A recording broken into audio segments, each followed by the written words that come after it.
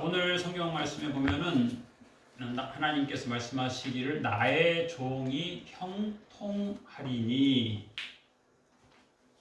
받들어 높이 들려서 존귀하게 되리라 그렇게 말씀하셨는데 이곳에 있는 우리 모두 하나님의 자녀로서 하나님의 종의 정체성을 다시 한번 잘 확립해서 형통하는 인생 되시기를 축복합니다. 아멘. 좀 전에 우리 권사님 기도 내용에도 나왔는데 미국 바이든 대통령이 우리나라에 방문했는데 그런 좋은 유머를 하시더라고. 자기가 윤 대통령에게 너무 많은 말을 해서 좀 걱정이 된다. 그런 얘기를 하면서 윤 대통령이 환영사에 그런 얘기했어요. 우리 바이든 대통령이 영국의 아일랜드 시인 예이츠를 좋아하신다고 했는데 그 예이츠의 시에 그런 내용이 있다. 인간의 영광이 어디에서 시작되고 끝나는지 생각해보자. 인생의 영광 하면서 이 시인이 뭐라 하냐면 내 인생의 영광은 좋은 친구들과 교류한 데 있었다. 그런 시를 썼다고 하면서 환영사를 하니까 이 바이든이 아주 흡족해 하더라고요. 자기가 좋아하는 시인의 자기가 좋아하는 시 구절을 환영 사에 한국 사람이 대통령이 쓰니까 이 바이든이 아주 만족해 하더라고요. 바이든은 30살 때 상원 의원에 당선이 돼서 40년 이상 의원 생활도 하고 부통령을 한 8년 정도 한 사람이기 때문에 지금 우리나라에서 전문가들은 걱정하고 있어요. 정치 1년생이 정치 50년생하고 제대로 협상이 되겠냐 그런 걱정도 하는데 긍정적으로 생각하는 게 좋겠죠. 어제는 좋은 일이 몇 가지 있었어요. 제가 10여 년 전에 유홍준 교수가 쓴 나의 문화유산 답사기라고 하는 책을 봤는데 그 유홍준 교수가 그 책에서도 굉장히 많은 페이지수를 할애해서 하는 말이 서울에 있는 경복궁에 가봐라. 경복궁 경회루에 가봐라. 그런 얘기를 많이 했는데 제가 10년 전부터 가고 싶었는데 못 가봤어요. 저는 태어나서 처음으로 어렸을 때 갓난아기 때 어머니 등에 업혀서 창경원에 갔다는 얘기는 들었는데 제가 이제 처음 봤어요. 경복궁 경회루 이제 또 유영준 교수가 그런 얘기 하더라고. 이 경복궁을 건축한 주도한 사람은 물론 이제 거기에 마지막 현판을 붙인 사람은 정도전인데 건축을 한 사람이 아주 놀라운 사람이다. 김사행이라고 하는 사람이 건축을 주도했는데 굉장히 빠른 시간에 390칸에 요즘 제가 봐도 참 큰 건물인데 요즘 사람이 봐도 그 옛날에 얼마나 많은 공력을 들였나. 또 김사행이라고 하는 사람은 전주의 관청의 관노비였는데 노비가 어떻게 그렇게 지혜롭게 여러분이 한번 가보시기 바랍니다. 저는 이제 무슨 제가 계획을 오래전부터 가졌냐면 여름에 비 오는 날 경복궁 가보자. 그게 제 버킷리스트였어요. 여름에 비 오는 날 등산하자. 이게 두 개가 어울려가지고 근데 그게 작년에도 몇 년 전부터 지켜지지 않아요. 근데 어제는 좋은 날씨에 갔는데 왜 그 말씀 드리냐면은 경복궁 앞에 박석 정일품에서 정부품까지 쭉 이렇게 마당이 있는데 그게 돌을 깔았어요. 근데 그 돌을 이제 일반적으로 왕 앞에는 판판하고 잘 다듬은 돌을 까는데 거기는 삐딱한 돌을 깔았어요. 깬 돌, 다듬지 않은 돌. 왜 그랬냐? 그 이유가 있다는 거예요. 요즘처럼 기계로 잘라서 깔면 그 어제처럼 자외선 지수가 최고조에 이르는 날은 사람이 눈이 부시대요. 그래서 그것을 이게 판판하지 않고 다 이 돌이 다 달라요. 어떤 건 북쪽으로 길고 어떤 건 남쪽 다 달라요. 그걸 이제 난반사를 일으켜서 눈부시지 않게 그걸 500년 전 사람이 그 생각을 했다는 거예요.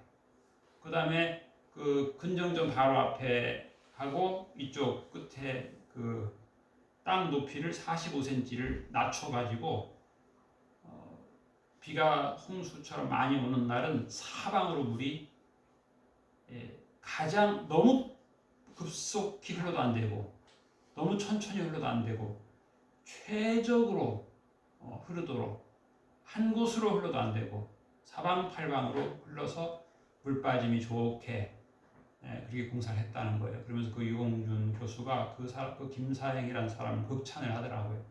어떻게 그렇게 빠른 시일 내에 그렇게 대규모 공사를 그렇게 지혜롭게 했느냐 놀랍다.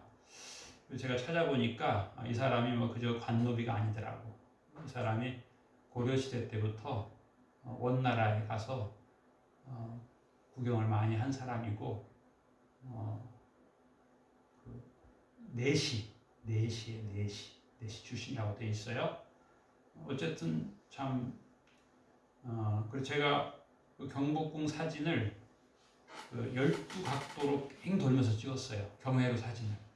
그런데 생각해 보니까 12각도로도 모자라더라고요. 그 유홍준 교수가 그래요. 거기에서 그 40년 동안 근무한 사람이 마지막 은퇴하면서 그러더라는 거예요. 그 근정전은 어디에서 볼 때가 제일 멋있느냐? 동남쪽에서 보는 게 좋다. 시계로 말하면 4시 30분 방향에서 보는 게 좋다. 그래야 북한산 정면에서 보면 북한산 봉우리가 뒤에 숨어서 안 보이는데 북한산 그렇게 4시 30분 방향에서 보면 북한산 봉우리도 보이고 인왕산 봉우리도 보인다는 거예요. 그래서 제가 거기서 사진을 찍어 왔는데 자세히 생각해 보니까 3시 20분 방향에서 찍어야 돼. 3시 20분 방향에서 그것도 아침 9시경에 그래야 인왕산이 제대로 멋있게 나오는 거예요.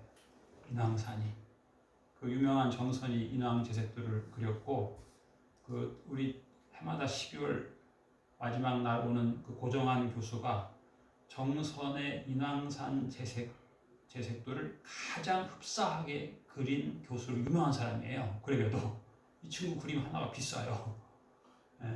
그래서 그 정선의 그림을 다 이렇게 해서 발표를 하고 그랬어요.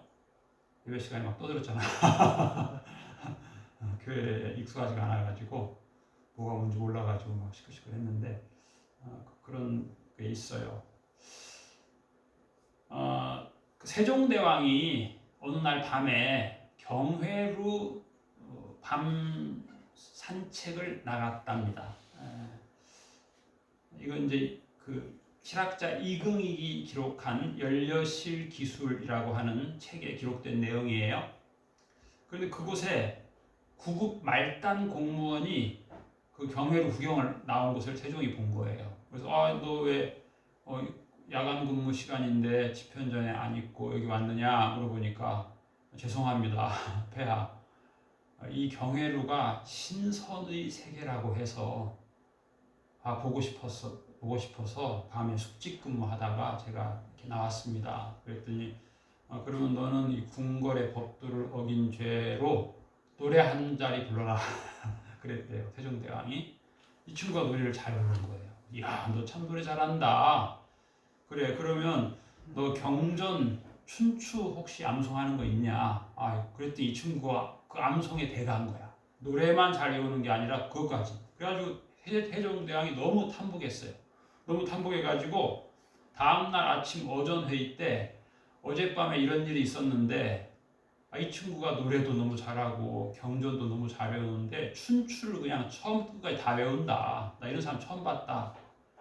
그래서 이 9급 말단 공무원을 5급 공무원으로 특채를 하고 싶다. 그랬더니 신하들이 아니 되옵니다. 폐하. 다 난리가 난 거예요. 그러니까 새정당이 뭐라고 했냐면, 그러면 오늘 이 자리에서 내가 제안을 하나 하겠다. 경전을 가장 많이 틀리지 않고 외운 사람이 오늘 5급 공무원 특채되는 걸로 하자. 어떠냐? 그랬더니 그 신하들이 그럽시다 하고 8급, 7급들이 다 암송한다고 손들고 암송한 거예요. 그런데 다들 틀린 거야. 이 9급 말단 공무원만 완벽하게 외운 거예요. 그래서 세종이 뭐라고 얘기했냐면, 오늘의 장원은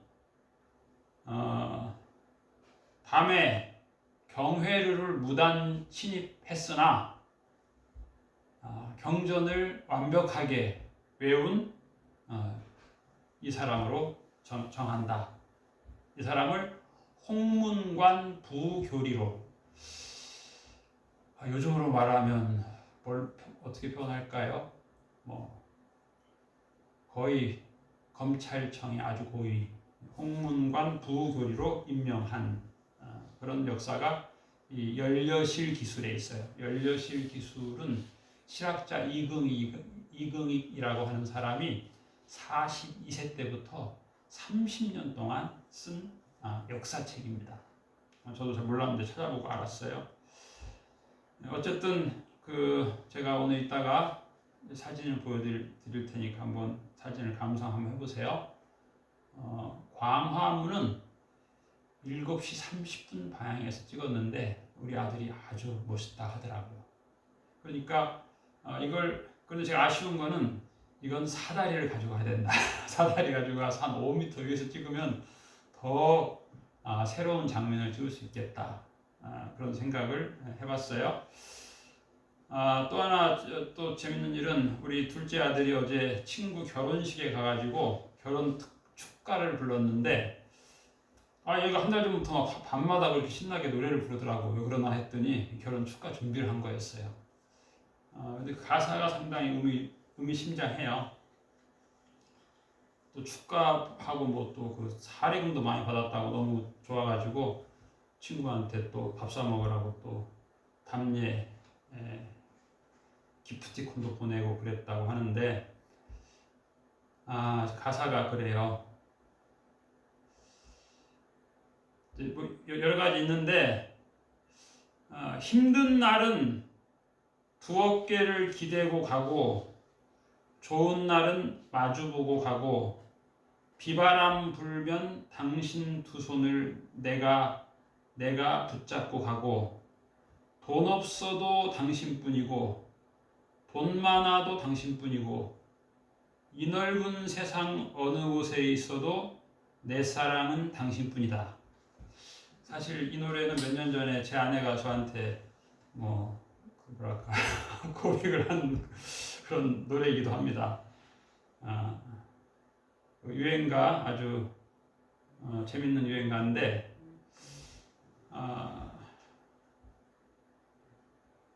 우리가 상대방이 내가 원하는 스타일로 살면 좋아하고, 내 희망과 내 욕구와 달라지면 사랑스럽지 않고, 그게 우리 인생이잖아요. 그런데 당신뿐이다. 그리고 이제 더 나가서 제가 또 항상 하는 말, 유행가는 사실 여러분들이 이해를 안 하실지 모르지만 모든 노래는 예수님 찬양이에요. 유행가는 예수님 찬양 아니고 찬송은 예수님 찬양이고, 그렇다고 여러분 생각하시죠?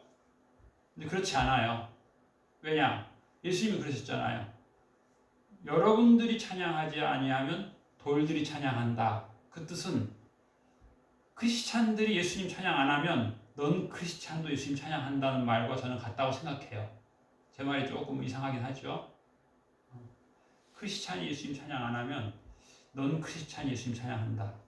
그래서 물론 이것은 이렇게 남녀 부부 사이의 노래라고도 볼 수 있는데, 이것도 예수님 찬양하듯이 한번 여러분 생각하면 좋겠어요. 저는 그런 생각하는 거예요. 좀 전에 미국 바이든이 좋아하는 영국 시인 예이츠의 시 내용도 물론 참 아름답죠. 그런데 저는 그 시도 그렇게 생각하는 거예요. 친구의 영광. 이 뭐예요? 인생의 영광은 친구와의 사귐에 있다. 이렇게 시인이 얘기한 건데 예수님이 그러셨잖아요. 너희는 내 친구다 그랬잖아요. 예수님이 참 친구잖아요. 그렇죠? 예수님이 친구예요. 그러니 우리가 얼마나 황송해요. 예수님이 감히 나한테 친구라고 하니까 그 영광스러운 분이, 그 훌륭하신 분이, 그 위대하신 분이 나보고 친구하자고 하는 거예요. 우리한테. 우리 복음성가에 있잖아요. 예수는 내 친구. 복음성가. 어떻게 보면 황송한 거죠. 그런데 그 우리의 영광이 어디에 있어요? 예수님이 우리를 친구라고 부르는 거예요. 친구라고. 인생의 영광은 뭐예요? 좋은 친구에 있는 건데 예수님이 나보고 친구하자고 하니까 우리가 얼마나 영광스러운 거예요. 우리가 얼마나 요셉의 고백처럼 영화로운 거예요. 하나님이 큰 영화를 주신 거예요. 오늘 성경 말씀에는 내 종이 형통하리니 그랬거든요. 우리가 좋아하는 말이잖아요. 형통, 좋아하는 말이에요. 저도 사실 누가 때로 기도 제목을 적어서 카톡으로 보내달라 그러면 과거에 그런 기도 제목을 보낸 적이 있어요. 향유교회 성도들의 형통을 위해서 기도해 주세요. 그렇게 한 적이 있어요. 그런데 이 형통이라고 하는 말을 우리가 생각할 때는 어떻게 생각해요?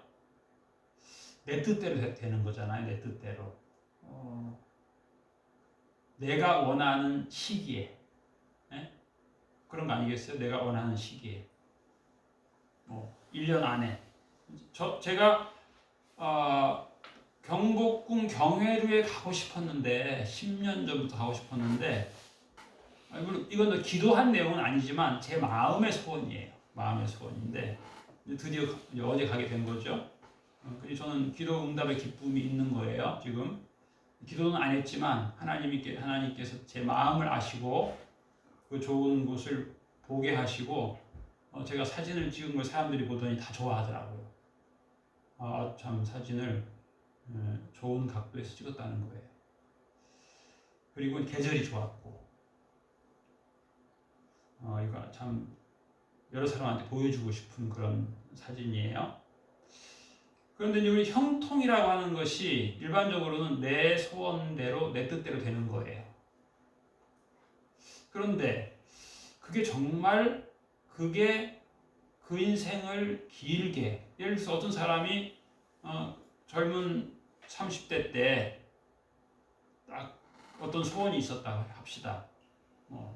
예를 들어 신혼부부 같으면 아파트, 지금 며칠 전에 우리 아들이 그거 신청했는데 4년 전에 이렇게 분양을 해가지고 2년 전에 입주를 했는데 부적격자가 5가구가 있어가지고 그걸 그 4년 5년 전 가격으로 이 LH에서 지금 분양을 했어요.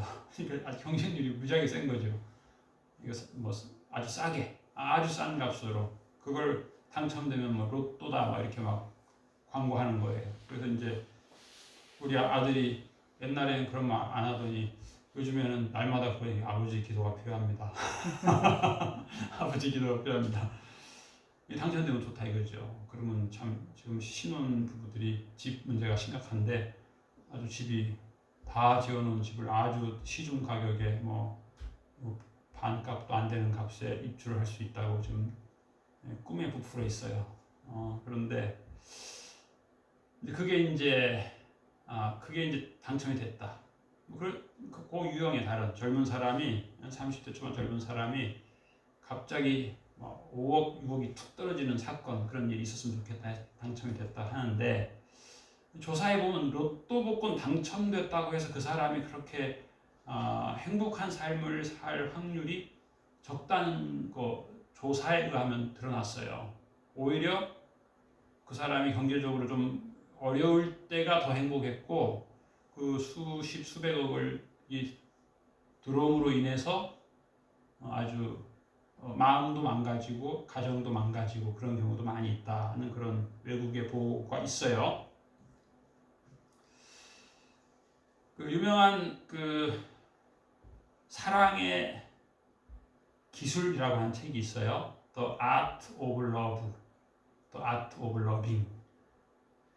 거기에 이제 에리 프롬이 그런 말 했어요.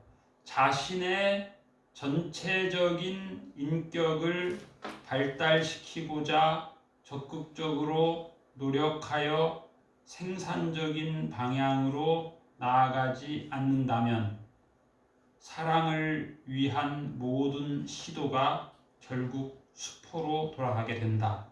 좀 말이 조금 좀 냉정한 말이긴 한데 우리의 그 사랑하는 데 있어서 우리의 그 언어 생활이라던가 이게 조금 지혜로워져야 된다는 거예요. 우리의 언어 생활이 지혜가 부족하다는 거예요. 사랑하는 데 있어서 기술이 부족하다는 거예요. 기술 연마를 안 한다는 거예요. 그래서 부정적 결과가 나올 수 있다.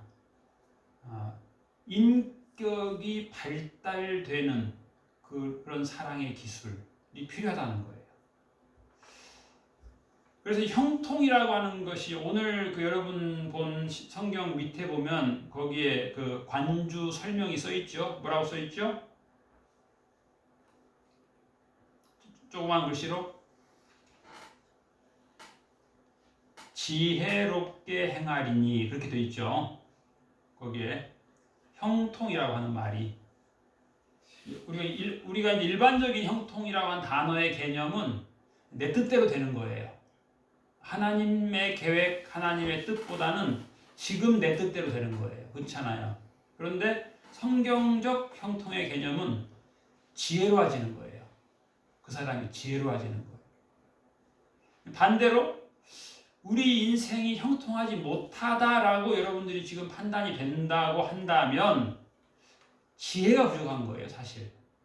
지혜는 예수님이에요. 지혜는 예수님. 예수님 말씀 따라 사는 게 지혜예요.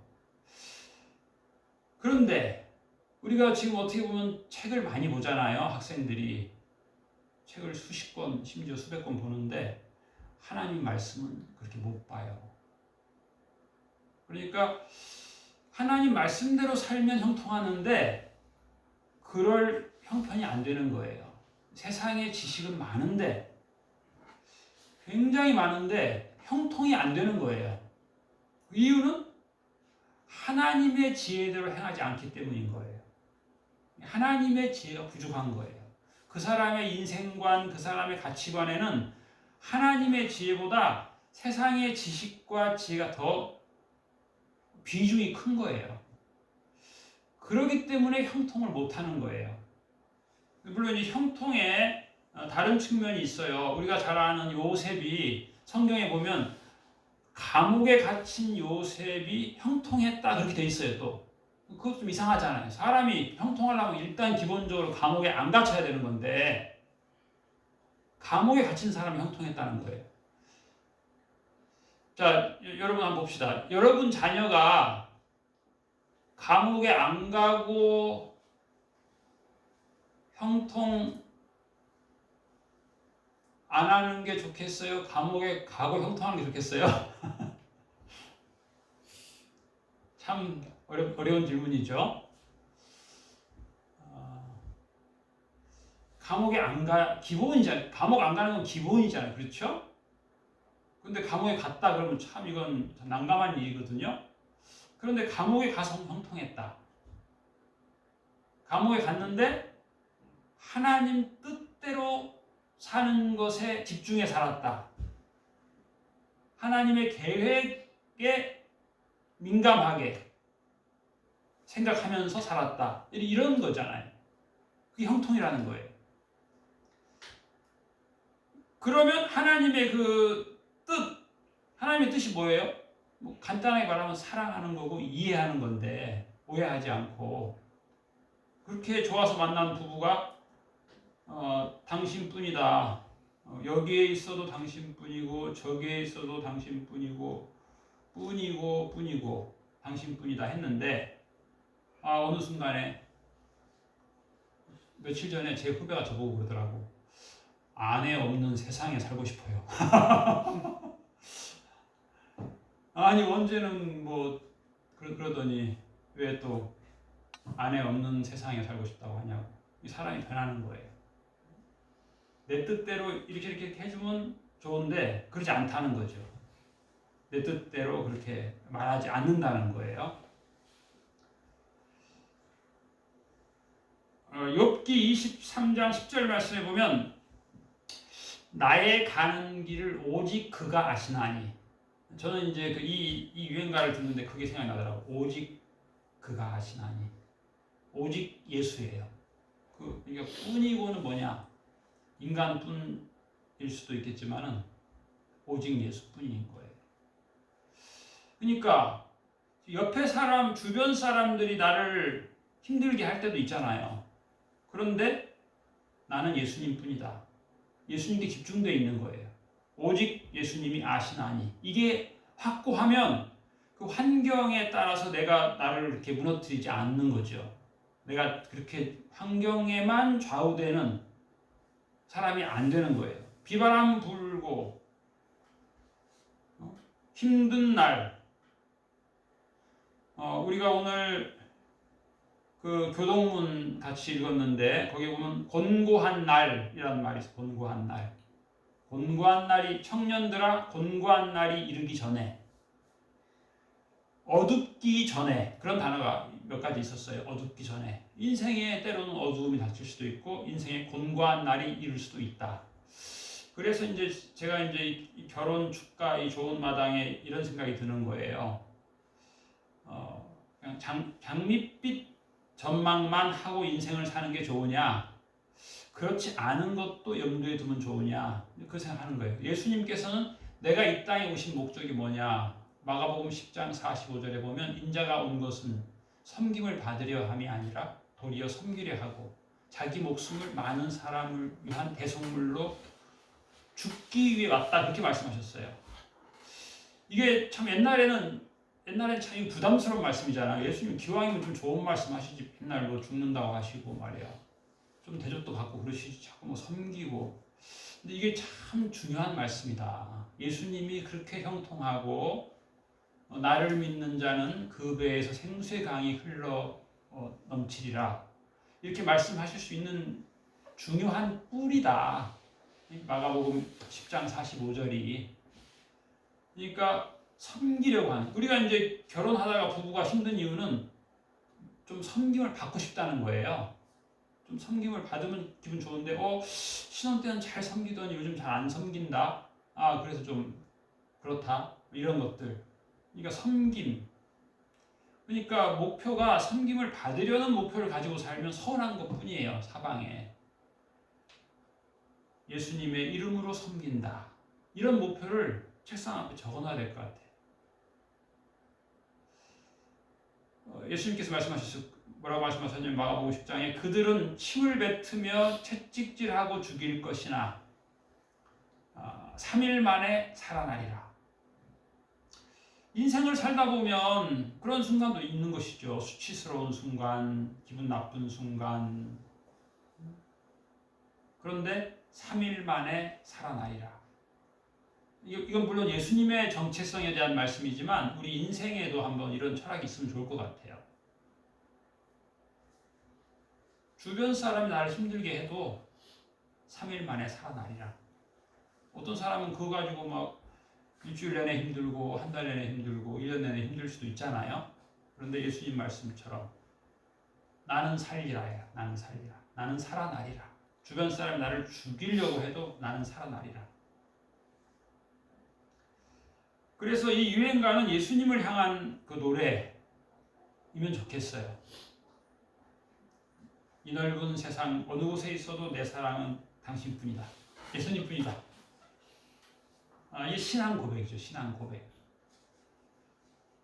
돈 없어도 돈 있어도 중요한 것은 사람 사랑이다. 이게 예수님 말씀이잖아요.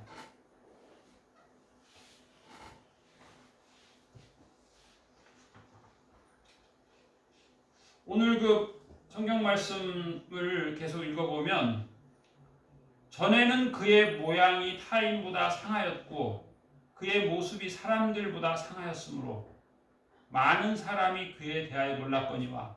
이걸 이제 우리 개인적으로 한번 묵상해 보면 좋겠어요. 내가 어떻게 예측한 그 수준의 편안과 부귀영화를 못 누리고 이렇게 계속 이렇게 다운되는 생활을 할 수 있다는 것이죠. 타인보다 못해. 다른 사람보다 더 상했어. 상처를 더 많이 받았어. 더 위축되고. 그러니까 주변 사람이 놀라는 거야. 야, 너는 시집 가면 아주 부티나게 살 줄 알았는데 왜 이렇게 가난하게 사냐, 이럴 때 우리가 좀 어려움을 느낄 수 있죠. 기독교인인데 좀 응답 많이 받아야지. 응답. 왜 이렇게 응답을 못 받아? 그걸 안 믿는 친구가 그렇게 말했을 때, 너 기독교인이 이렇게 응답 못 받고 사냐? 그랬을 때 얼마나 힘들겠어요. 많은 사람이 놀라는 거야. 여기서 놀라는 것은 이제 부정적 의미죠. 그런데 그가 나라들을 놀라게 할 것이며, 근데 이제 하나님이 또 다르게 또 하는 거야. 다르게. 우리나라도 어떻게 보면 옛날 6.25 집회를 전 세계에서 가장 못 사는 나라였잖아요. 지금은 이제 우리가 세계를 향해서 사랑을 베풀 수 있는 그런 복된 나라가 되었어요. 그 복된 나라의 국민이 된 거예요. 우리들은 전 세계로 다니면서 물질을 나눠주고 복음 예수 그리스도를 나눠주는 수준에 이르는 거예요. 그 역사를 보면 그렇게 하는 나라가 바뀌어요. 그렇게 할 때 예수님의 이름으로 예수님을 전하고 물질을 나눠주고 이럴 때 그 나라가 부강해져요. 그 사람이 부유해져요. 그래서 우리가 오늘 15절에 보면 그가 나라들을 놀라게 할 것이며, 요즘 우리나라를 보고 사람들이 놀라기도 합니다. 사실 나라들을 놀라게 할 것이며 왕들은 그로 말미암아 그들의 입을 봉하리니, 멸시하던 주변 나라들이 이제는 뭐 그렇지 않다는 거죠. 이는 그들이 아직 그들에게 전파되지 아니하는 것을 볼 것이요 아직 듣지 못하는 것을 깨달을 것이니라. 아직 듣지 못하는 것을 나중에는 깨닫게 되지요. 근데 지금은 못 깨닫는 거예요. 우리가 전하는 것을 누가 믿었느냐? 여호와의 팔이 누구에게 나타났느냐? 사실 우리가 믿음으로 때로 고백할 때 안 믿는 사람이 비웃을 수도 있어요. 야, 너의 현실을 좀 파악해라. 그런데 하나님께서 때가 되면 높이시는 거예요. 하나님께서 형통하게 하는데 일단 지혜롭게 하시는 거예요. 그 유명한 그 칼빈의 기독교 강요라고 하는 책에 보면 첫 챕터의 제목이, 우리가 오늘 본 이사야 53장은 저기에 제목이 써 있죠. 고난받는 종이라고 돼 있어요. 제목이. 칼빈의 기독교 강요 제 첫 번째 챕터 제목이 뭐냐면 하나님에 대한 지식, 인간 자신에 대한 지식, 그렇게 돼 있어요. 사람이 하나님에 대해서 알지 못하면 자기에 대해서도 모른다, 그렇게 돼 있어요. 그러니까 우리가 중요한 거예요. 하나님을 알려고 하는 게 참 중요한 거예요. 하나님 아는 것. 하나님 아는 것. 기도 응답 받는 비결 중에 하나는 기다림이라고 볼 수 있어요. 성급하면 그 사람의 이 무의식에는 하나님은 내 기도 응답 안 받는다. 내 기도 응답 안 하는 게 너무 많다. 그렇게 뇌리에 새겨져요. 하나님을 신뢰할 수 없는 것이죠. 하나님의 때, my time이 있어요. 내 시선 범위 내에서 하나님의 때가 있어요. 하나님의 때, 하나님의 시간. 하나님의 시간에 대한 것. 하나님의 시간은 하나님의 계획표대로 되는 거죠. 하나님께서 그 사람을 높이고 싶어요. 그런데 높이면 교만해져요. 잘 알잖아요. 사울왕, 이스라엘 초대왕, 하나님이 막 높였어요. 높였더니 교만해졌어요. 그래 어떻게 됐어요? 하루아침에 전쟁에서 사울의 사울 왕과 아들과 손자까지 다 죽었어요. 하루아침에. 심판이 있는 거예요. 심판. 그러니까 너무 젊어서 존귀해지는 것도 이거 문제가 되는 경우가 참 많아요. 하나님의 때까지 우리가 형통한 자가 돼. 요셉은 감옥에서 형통한 자가 됐어요. 욥은 나의 가는 길을 오직 그가 아시나니 그가 나를 단련하신 후에 나는 정금처럼 되어 나오리라. 빛나는 인생이 되는 거예요. 빛나는 인생. 그 과정에는 훈련. 내 뜻대로 안 되는 현실을 하나님의 외면이 아니고 하나님의 훈련이에요. 훈련. 내가 지혜롭게 될 수 있는. 중요한 것은 지혜로움이에요. 형통을 빨리 해버리면 교만해지고 하나님을 멀리 떠나는 경우가 참 많아요. 우리가 오늘 부른 찬송에도 자유 얻게 하소서 이런 찬송을 우리가 불렀어요. 자유 얻게 하소서. 자유를 얻는다는 것은 그냥 자기 마음대로 하는 게 자유가 아니잖아요. 자유로운 인생이 되는 것. 자유로운 인생은 뭐예요? 지혜로운 인생이고요. 하나님을 경외하는 인생이고 하나님 뜻대로 살아가는 인생이고 예수님의 말씀이 충만한 인생이고 예수님의 말씀에 생수가 흘러 넘치는 기쁨의 인생이라고 볼 수 있는 것이죠. 하나님께서는 우리에게 이러한 복된 길을 예비하셨습니다. 주야로 예수님의 말씀을 마음에 새기고 좀 전에 그 경혜루의 구급 공무원이 노래를 잘하고 경전을 잘 외워서 참 세종의 총애를 받았는데 우리는 하나님의 총애를 받아야 돼요. 하나님의 총애 받으려면 찬송을 잘 즐기는 게 중요하죠. 인생을 즐겨야 돼요. 인생이 노래예요. 그리고 주야로 주의 말씀을 묵상하고 암송하는 게 축복이다. 여러분 한번 해보세요. 오늘도 제가 아주 중요한 성경 핵심 구절 여러 개 얘기했는데요. 그 중에 하나 붙잡고 암송해보세요. 놀라운 축복이 될 것입니다. 지혜가 되고 형통이 될 것입니다. 영광스러운 인생이 될 것입니다. 기도하겠습니다. 하나님 아버지 감사합니다.